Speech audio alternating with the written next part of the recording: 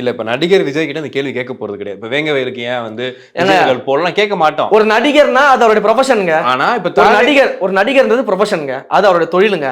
அந்த தொழில் என்ன, அவர் சினிமாவுக்கு மட்டும் தான் உதவி செஞ்சுட்டு இருந்தாரா, இல்ல சினிமா நடிகர்களுக்கு மட்டும் தான் உதவி செஞ்சாரா? உதவிகள் யாரை வச்சு செஞ்சாரு? எதுக்காக வந்து நடிகரா இருந்தாருன்னா ரசிகர் மன்றத்தை எதுக்கு நற்பணி இயக்கம்னு சொல்லி மாத்துறாங்க? நற்பணி இயக்கம்னா என்னது? மக்கள் நற்பணி இயக்கம் தானே மாத்துறோம். ரசிகர் மன்றமாவே வச்சிருந்தாரா அவரு? ஒரு நடிகர் தான் ரசிகர் மன்றம் மட்டும் தானே வச்சிருக்கணும். எதுக்கு நற்பணி இயக்கமா மாத்தினாரு?